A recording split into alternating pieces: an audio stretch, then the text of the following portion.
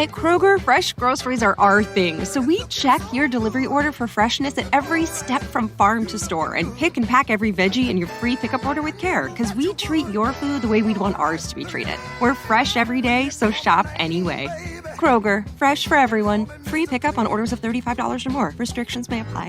And now you'll find more ways to save on your favorites. When you download digital coupons, you can use up to 5 times in one transaction.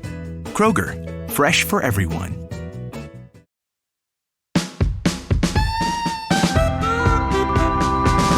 Live from wherever you happen to be, it's the SNL Hall of Fame podcast.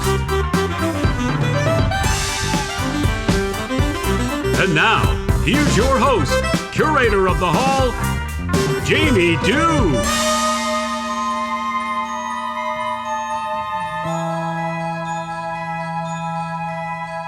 Oh, yes. Thank you so much, Doug Donat, for leading us in there to that beautiful Casey Lyons theme. The bells. I can't say enough about those bells at the end, twinkling us into this week's pod. My name is Jamie, and before we get too settled here, please wipe your feet before you walk into the Hall of Fame.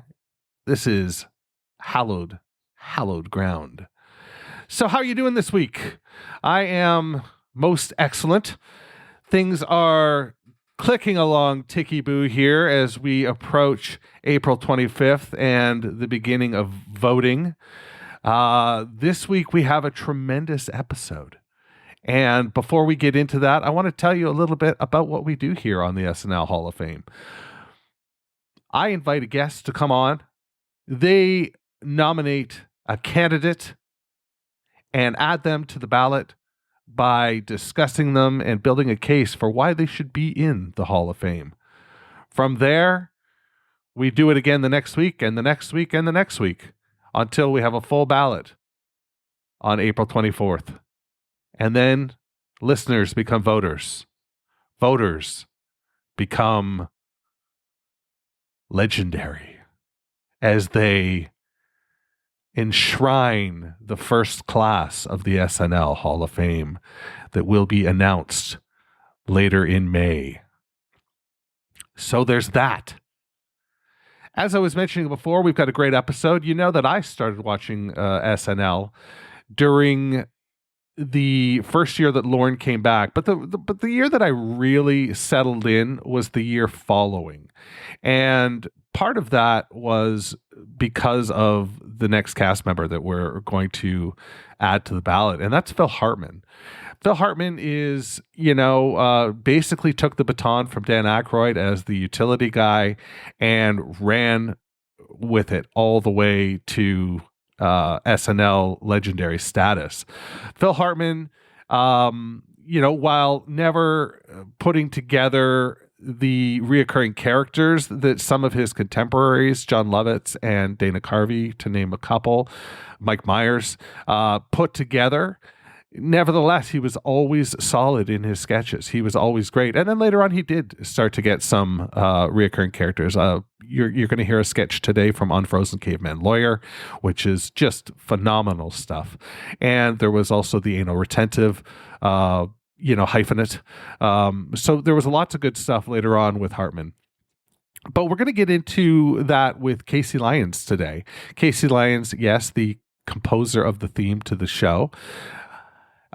When we sat down to do this interview, though, he hadn't composed the theme yet. We were still using a theme that I put together that was really clunky and really awkward, and Casey graciously stepped to the plate. And if you're ever looking to do anything production-wise, you should definitely reach out to CLP Productions on Twitter. That's Casey Lyons Productions on Twitter. CLP Productions on Twitter. So there's that. Why don't we head into this interview now? I've talked enough. Casey deserves the spotlight at this point, and we'll get right into that. This is Phil Hartman being added to the ballot of the SNL Hall of Fame. Enjoy.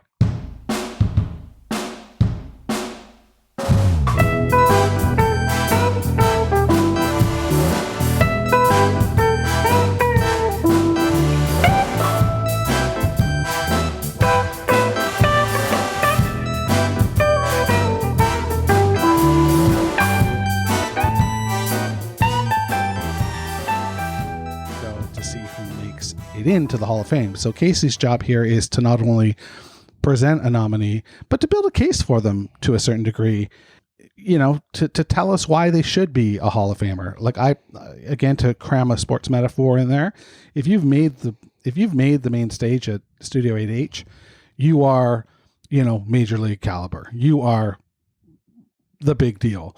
Some people are all-stars. Some people are, just better than the repertory cast, just for whatever reason.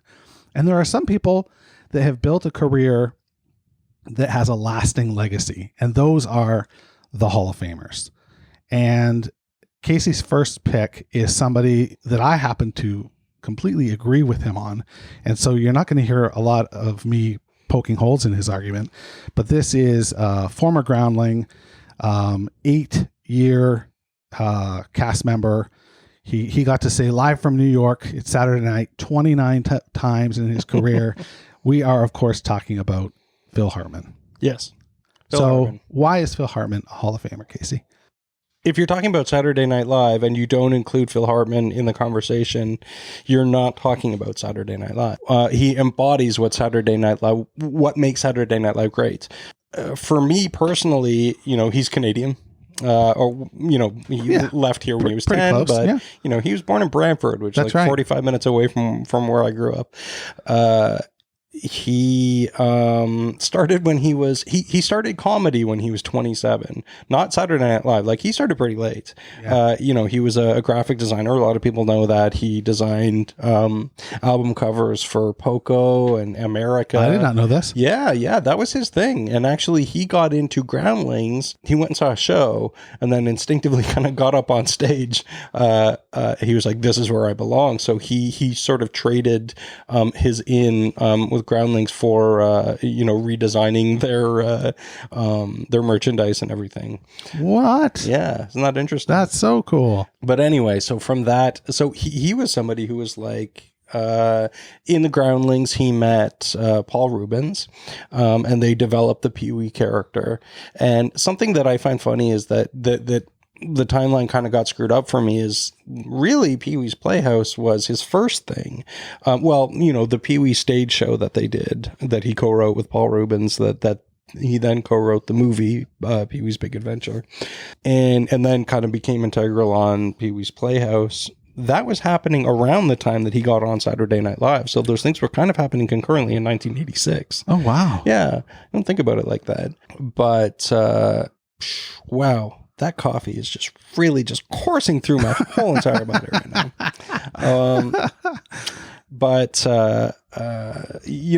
So he wanted to write, like he wanted to write his own ticket kind of thing. He wanted to write his own movies, write and star in his own movies. And he was like, if I get on Saturday Night Live, that's going to give me the notoriety that I need to be able to do that. And sadly, actually, he did write a couple of properties that were going to go, but then ended up, for whatever reason, falling apart. One of which, fucking fascinating, he wrote this thing called Mr. Fix-It that was a horror comedy, basically about this family where the son and the mother like murder each other or something, and the dad rips his face off. It's this really weird. He said it kind of had like a kind of a Beetlejuice kind of a vibe, like where it was like horrible things, but in kind of like a fun, light way, with a really sweet and positive ending kind of thing. So it would have been really interesting to see that, but that fell through. Didn't end up happening. So he got on Saturday Night Live, and pretty much immediately, because he kind of had that ensemble mentality. Right. He was one of those people, like you think of Kevin Nealon. Kevin Nealon is a very funny man, but he was great at just kind of being a part of Saturday Night Live. You kind of go, oh, that's Kevin Nealon from Saturday Night Live. Phil Hartman had that thing of like where he really felt like ensemble, like he would go in and do those little, straight man parts. And he could do those so well, and he could make those really funny. And like, you got the feeling that he wasn't, you know what I mean? Like that every little part of what he needed to be on Saturday Night Live, he was completely game for. But then also, things like Unfrozen Caveman Lawyer. Right. 100,000 years ago, a caveman was out hunting on the frozen wastes when he slipped and fell into a crevasse. In 1988, he was discovered by some scientists and thawed out. He then went to law school and became Unfrozen Caveman Lawyer. He used to be a caveman, but now he's a lawyer. Unfrozen Caveman Lawyer. Brought to you by Gas Plus. Actually gives you gas for those times when you feel like being the Joker. And by National Escort Service. If we don't get a prostitute to your door within 15 minutes, you don't pay. And by Happy Fun Ball. Still legal in 16 states. It's happy, it's fun, it's Happy Fun Ball. And now, tonight's episode of Unfrozen Caveman Lawyer. Mr. Keyrock, are you ready to give your summation? It's just Keyrock, Your Honor, and yes, I'm ready. Thank you. Ladies and gentlemen of the jury, I'm just a caveman. I fell in some ice and later got thawed out by some of your scientists. Your world frightens and confuses me. Sometimes the honking horns of your traffic make me want to get out of my BMW and run off into the hills or whatever. Sometimes when I get a message on my fax machine, I wonder, did little demons get inside and type it? I don't know. My primitive mind can't grasp these concepts. But there is one thing I do know. When a man, like my client, slips and falls on a sidewalk in front of a public library, then he is entitled to no less than $2 million in compensatory damages and $2 million in punitive damages. Thank you. The jury will now retire to deliberate. Your Honor, we don't need to retire. Keyrock's words are just as true now as they were in his time. We give him the full amount.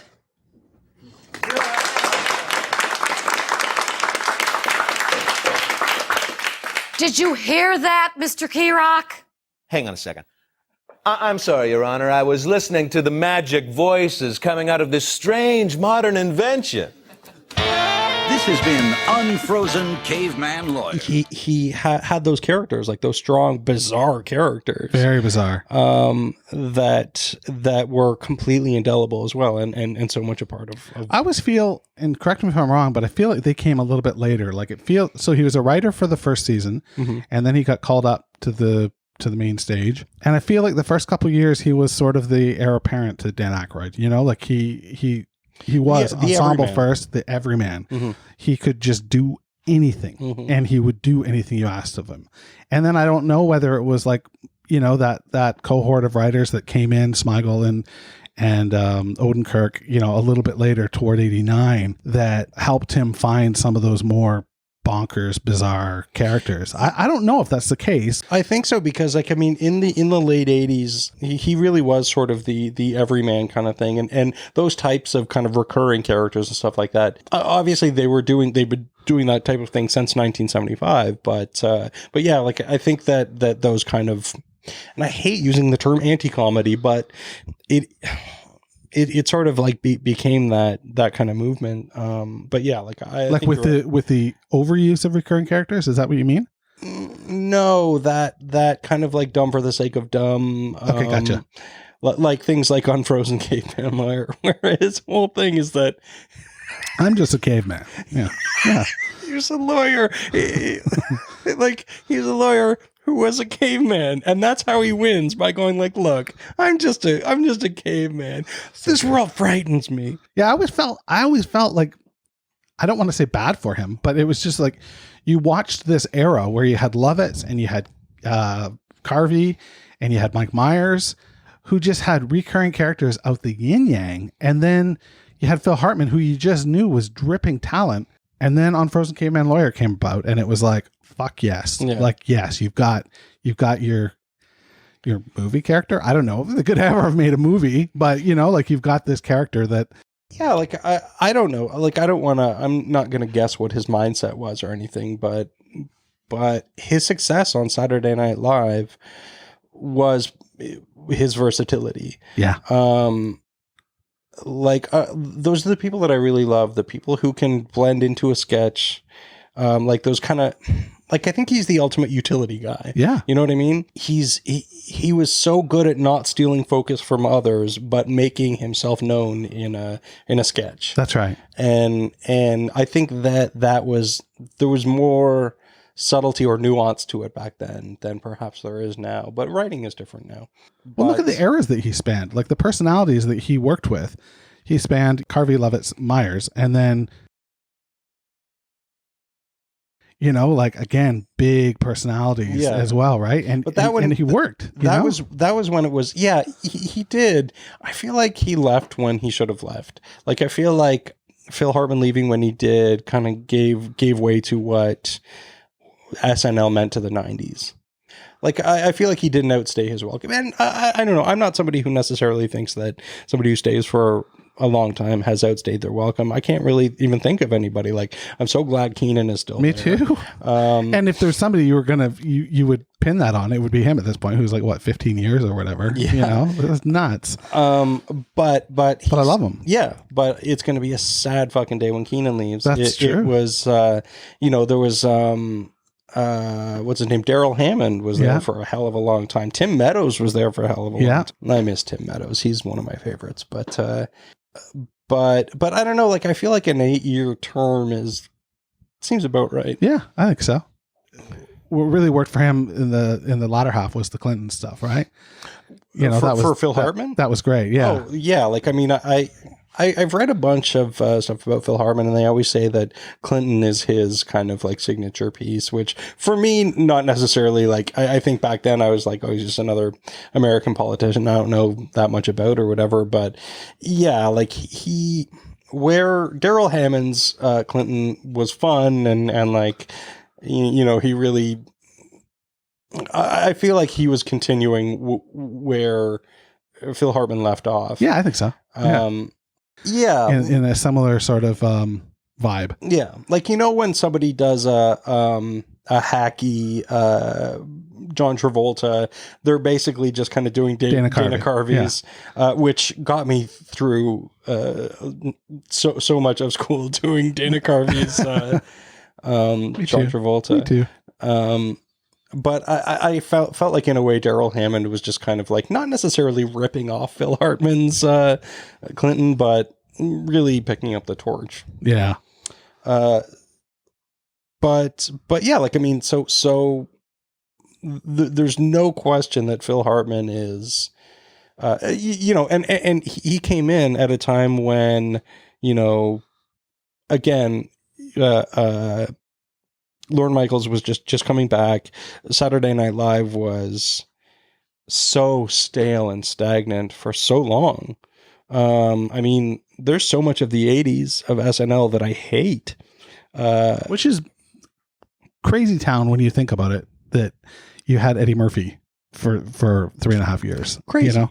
It's funny to think that the Eddie Murphy stuff was right in the middle of all that, because you go, oh, well, because he's another one where you're like, Eddie Murphy is fundamentally what Saturday Night Live is. Same for the show. Yeah. And you think what he did was so impressive because he didn't have a ton of backup. That's, you know, arguable, I guess. But there's a lot of the, you know, like the weird, let's hire Robert Downey Jr.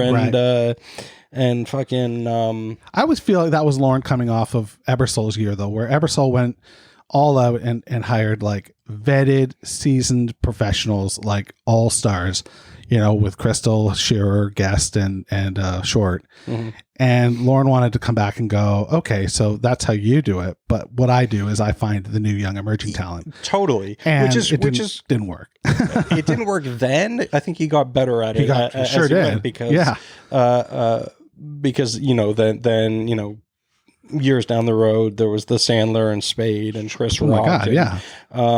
Again, he likes to create rock stars, which is great, which I think serves SNL pretty well. And it's funny because Phil Hartman isn't really one of those rock stars. No.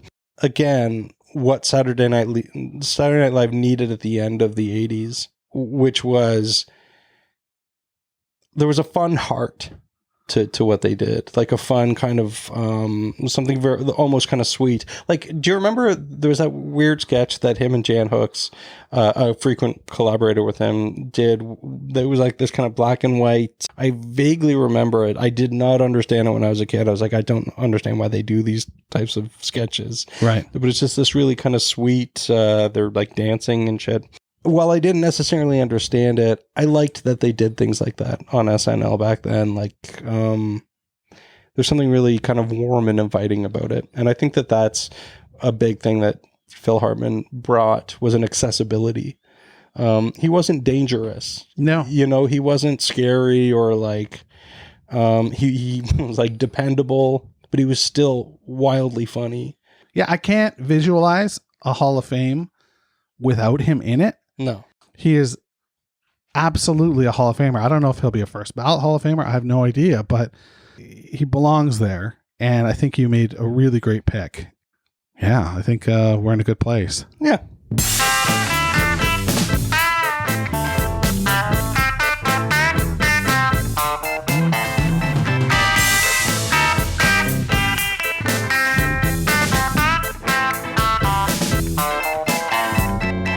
And that's it for another week here on the SNL Hall of Fame. That was Casey Lyons in adding Phil Hartman to the ballot.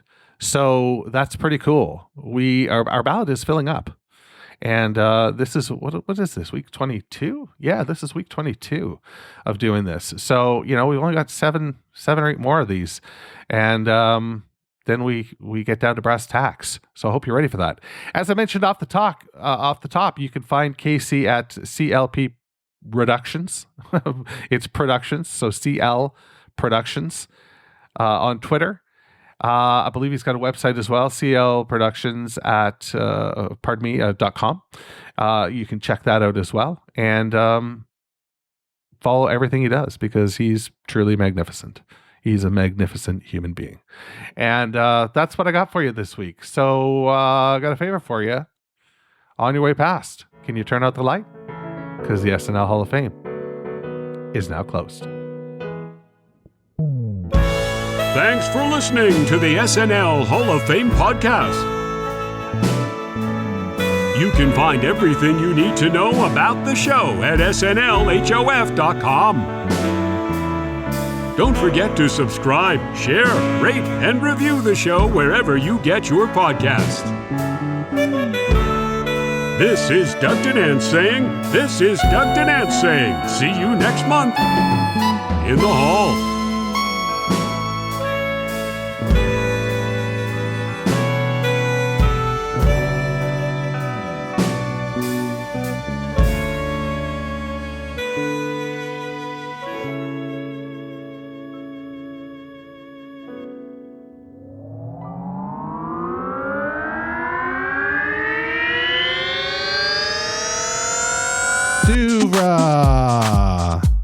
Podcasts and such.